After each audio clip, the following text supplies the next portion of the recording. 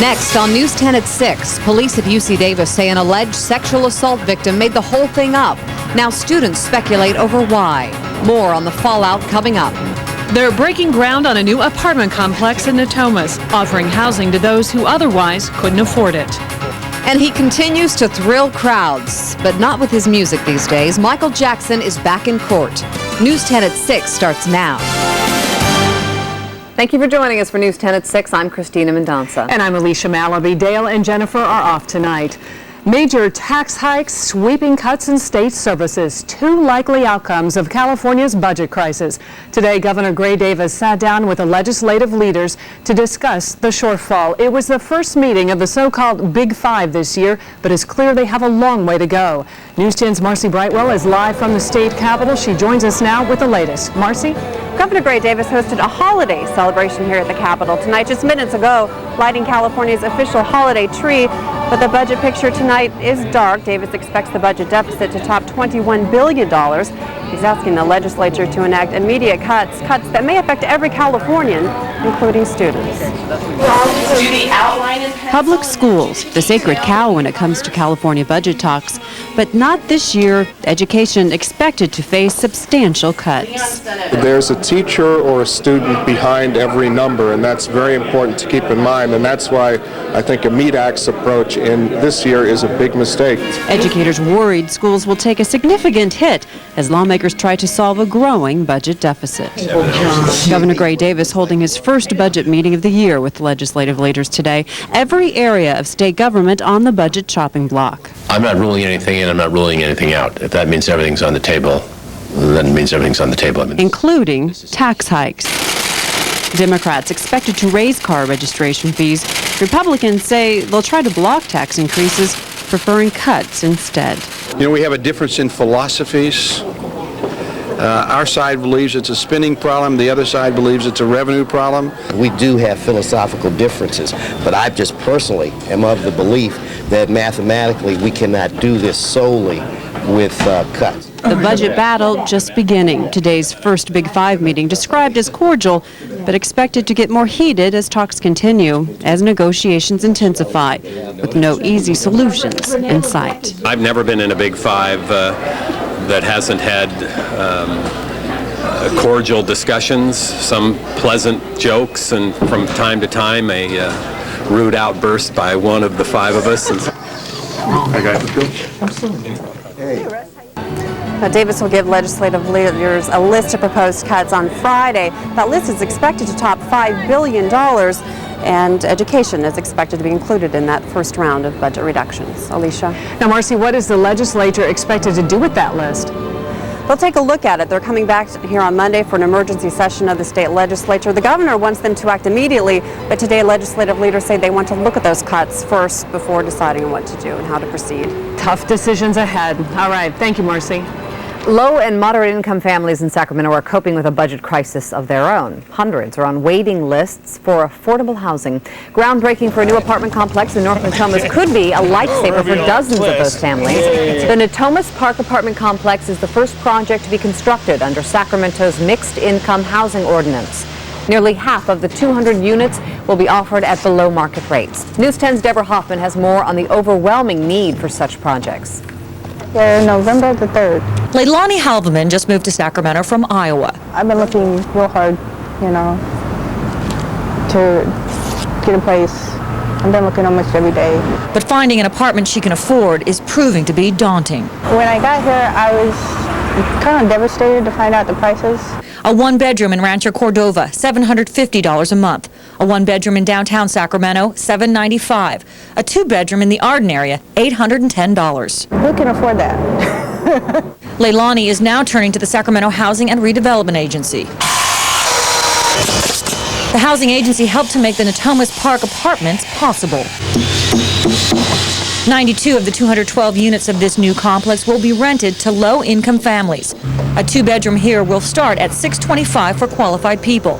They will be the same apartments rented to others for $1,100 to $1,300, and the low-income renters will have access to the complex's pool and clubhouse. Well, it would be nice to have a swimming pool and stuff, but really, people just need to have a place to live.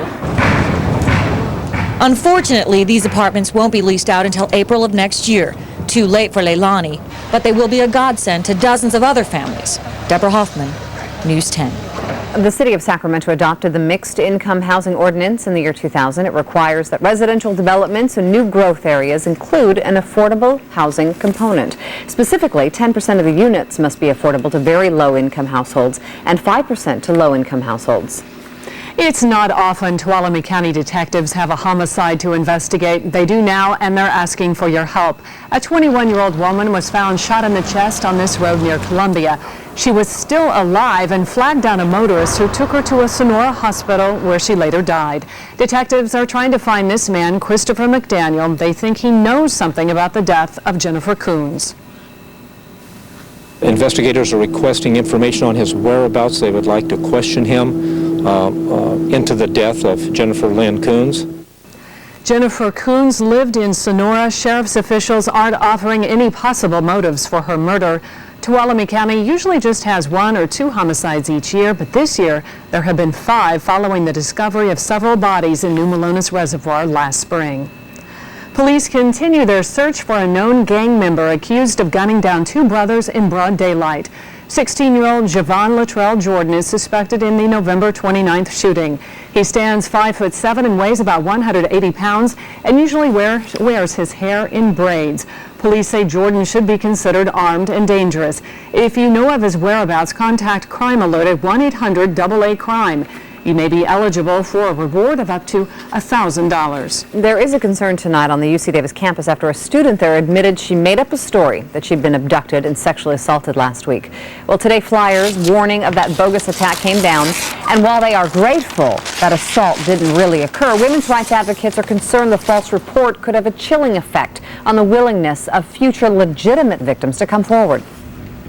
I think that there is a very real possibility that victims may not want to report their crimes, but more than likely, women who decide to report crimes are very adamant about doing so.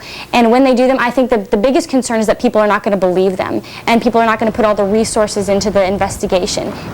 UC Davis administrators say the recent false report in no way will diminish their investigation into future reports of sexual assaults.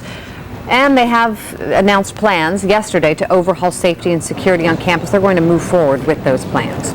A priest suspended this summer amid allegations of sexual abuse has... It's one of the stories News 10 is following today. Reverend Vincent Brady, who has served the diocese for 35 years, agreed to resign as pastor of his Lincoln parish, effective immediately. Bishop William Wiegand asked for Brady's resignation over concerns of the, quote, unresolved situation, how it was affecting both the priest and his parish. Many parishioners of St. Joseph's Church believe Brady is innocent. California's planned restructuring of its public school system has started. Lawmakers are introducing 9 bills that will constitute a proposed master plan for the nation's largest public education system. There's no price tag yet on the ambitious plan, which has to be approved by the legislature, also battling a $21 billion deficit. A spokeswoman says Governor Davis hasn't taken a position on the master plan for education. Pop star Michael Jackson returned to a California courtroom today. He signed autographs for fans, but Jackson told photographers his feet were off limits. We'll tell you why. And it's all lit up for the holiday season now. Thousands of energy-efficient lights adorn the Capitol Christmas tree. We're live at the annual lighting ceremony next.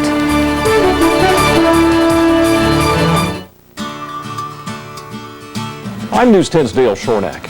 News 10 is a great station to watch because of who we are. We are respectful. We are human.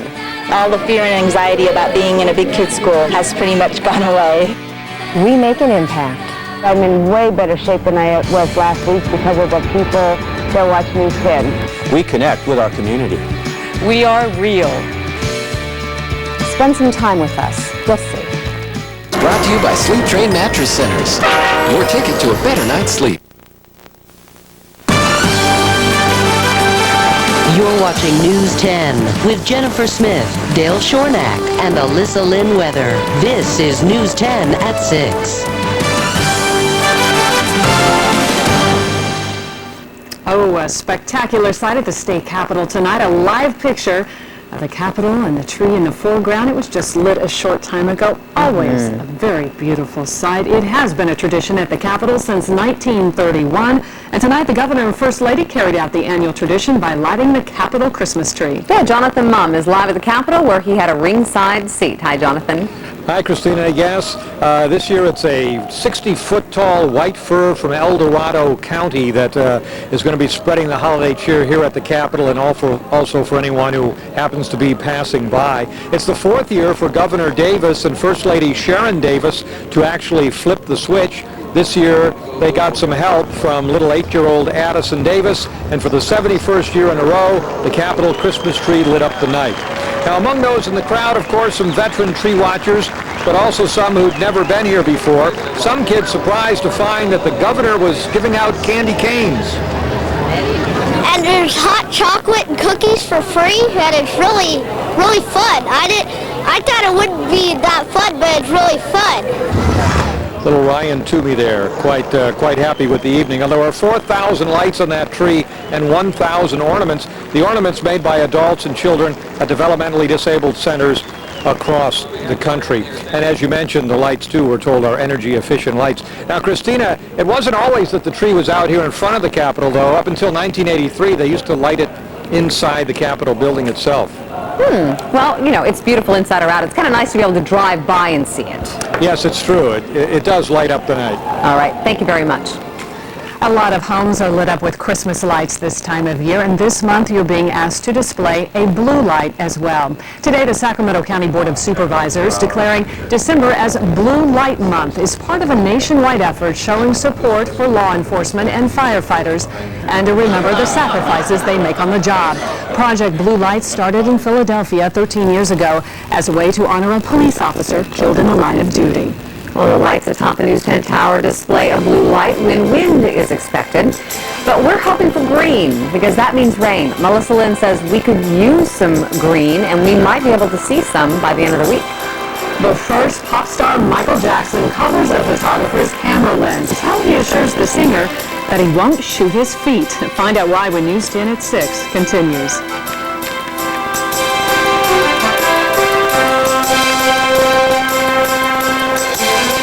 Log on to news10.net, your source for local weather information 24 hours a day. Brought to you by the Roseville Auto Mall. Pop star Michael Jackson entertained a crowd today, not on stage, but at a Santa Maria courtroom. Carla Wall explains. Michael Jackson arrived at the Santa Maria courthouse stepping gingerly out of his van, ready for his close-up, but noticeably nervous about the pictures being taken of his surgically altered face, which on this day was not hidden behind a mask. How close are you? From your waist up. Promise? Promise. Promise? Promise. A crowd of fans greeted the King of Pop, who singled out a young girl for an autograph. Reporters shouted questions, wanting answers about this incident in Germany, where Jackson dangled his baby son Prince Michael II over a hotel balcony. Jackson has already apologized, saying he would never hurt his children. Today had little else to add. People want to know what your explanation is, Michael. It's my child. I love my children. With that, Jackson went into the courthouse, where he again took the witness stand, hooting into the microphone and making comical faces before testifying in the $21 million breach of contract lawsuit. Promoter Marcel Avram is suing Jackson for backing out of 2 New Year's Eve concerts in 1999. Jackson repeatedly testified that he could not remember the details of the concert arrangements. But the case is overshadowed by Jackson's increasingly bizarre appearance and behavior. On this day, the entertainer, who is famous for wearing one glove, appeared wearing one shoe, apparently suffering from a spider bite. Carla Bowl, ABC News, Los Angeles.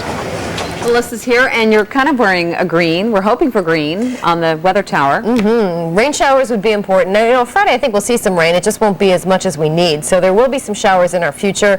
The Pacific Ocean starting to do things a little more favorably for us and provide us some low pressure cells. In other words, scattered rain, it's just not enough. And at this point, we're already down a little bit, and so is the Sierra. Today we ended up with a gorgeous afternoon, partly sunny skies today. Tomorrow morning a little bit of fog and about the same kind of weather. Today's high in Sacramento into the 60s today. So was the San Joaquin, but it was just a degree cooler. Fairfield today 59 degrees. In Tahoe it was nice, mostly sunny, 50 degrees. All right, on to our storm tracker reports. For this afternoon, Alta 55 degrees, not a bad day there. Blairsden the same. Forest Hill also at 55. It was a little more mild in Folsom where it was 64 today. A nice day in Loomis at 59, fall-like, and Mountain Ranch with a high of 57 degrees. LaGrange a nice 62. A few clouds out there, but not much of a wind, so it was a nice day to be outside. High temperatures statewide were also moderate, about seasonable for this time of year. San Francisco 59 degrees, 65 for Fresno. We'll have some patchy fog in the valley again with partly cloudy skies for the Tahoe area and San Francisco, but there are some clouds overhead, so that should inhibit really thick fog formation. It won't be that bad. By Friday, we have a chance for rain. Another one by the time we get to late Sunday and into Monday. I just wish they were a little bit stronger. Here's a satellite perspective. There is one band of weather marching across the state tonight. A few scattered rain showers for the north coast. There could possibly be some in the North Hills as well, maybe here in the valley, just about a drop or two of rain, and that's about it. But behind me, here comes the next larger low pressure system. We will have a break by the time we get to Wednesday night and Thursday, but Friday the next low gets in here and it could be a little bit stronger. It does look like it'll be taking a little bit more of a southerly track and heading towards central and southern California. Here's the bigger perspective showing you the whole Gulf of Alaska. At least there are some lows out there, but none of them is a pig, what I called it in grad school, when there was just one giant low pressure cell swirling around. But at least there's a few more out there. We just have to hope that they bring us enough rain to bring us out of this 47% for the season deficit that we're at right now. All right, along the coast tonight, maybe a few scattered showers, but tomorrow we'll call it partly sunny skies. San Francisco 65. Lakeport 61 during the day, and San Jose with a high in the lower 60s as well. Fairfield tonight down to 38, the high tomorrow 63 degrees, Vacaville at 64. For Sacramento, there will be some patchy fog tonight, but also a few clouds above, so 45 will be the low, not too cold, and with a downtown high of 63, Folsom will have a high of 61. Lodi and Modesto at 62 tomorrow, same for Tracy. Stockton and Modesto tonight down into the mid-30s. Jackson 42 with a high of 60 tomorrow, and Sonora 59 degrees, partly cloudy. For the North Hills, Nevada City 56, Quincy up to 53 degrees, and Marysville at 62. The Sierra tonight down to the lower 20s. There will be some teens again in the forecast for Thursday morning for the Sierra. All right, here's your 7-day forecast. Tomorrow morning fog 63, a little cooler and cloudier for Thursday. Friday, yeah, a few showers. That's about the most I can call it. Okay. And we'll see a little bit of rain hopefully next week as well. We sure need it. All right. Thanks, Alyssa. Well, she is not only a great student and athlete, but an all-around good citizen as well. News 10's Jane McCarthy introduces us to our Student Scholar of the Week. She has a knack for keeping her eye on the ball. Angela Stewart is just a sophomore, but already scoring big for the Burbank Titans. I know we're going to go far this year. Angela has a bright future beyond basketball. Her coach helps keep her on course there. Basketball is just a piece of the pie. You know, the education is a big thing. I mean, you're going to play basketball so many years, but education is, you know, lifelong. That's why schoolwork scores high on Angela's to-do list. After all, she's got her sights set on college. I don't want to go to school for sports. I want to go to school for academics and talent at the same time. Angela is big on talent, but short on time. In addition to school and sports, she also tutors other students and volunteers at a local social service organization. Help homeless people get jobs and homes and stuff like that. I feel good about it. I like, you know, people should do a good deed every day. So my good deed is just helping people every day. It's that kind of attitude that's made Angela our Student Scholar of the Week. Just one more thing to put on her plate. I was shocked. I was like, oh my goodness, I didn't know what to do. I'm like, the day of our game, like, oh my gosh, I'm gonna have all this Burbank stuff on. And are we making you nervous? I was nervous. As usual, Angela's gotten through our interview the way she does everything else. For special recognition, you can log on to our website, news10.net, and check it out. We'd like to hear from them. And speaking of our commitment to education reporting, I have to leave now. I'm actually speaking to a group of parents about our education reporting tonight, so if you don't see me for the rest of the newscast. That's where I went. I'll hold down the fort. Wherever I go, I do hear people say, I love Student Scholar, I love Teacher of the Month. You guys do great education and stories. Cool at school. All right. We do it all. Have a good evening. Take off. Thanks. The Kings are back in action tonight at Arco, getting ready to host the Timberwolves. We're live there with a preview next in News 10 Sports. Drop-off sites, you can still help. Send your donations to the Salvation Army, and thanks for helping our community. Dealer for information on financing as low as 1.9% APR.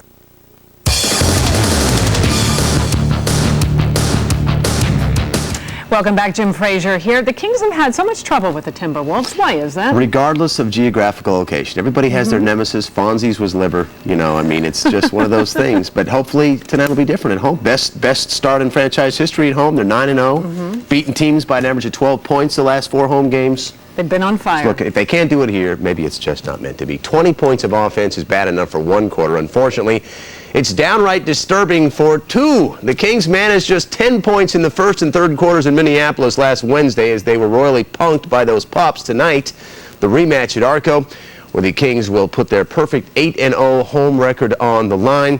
News 10's Brian May checks in with a look ahead. Brian. Yeah, that ugly R word is coming in tonight, revenge. The Kings got the Timberwolves here on their own court. They're certainly looking for some home cooking tonight. Let me step out of the way and show you one of the best sights we've seen in quite some time.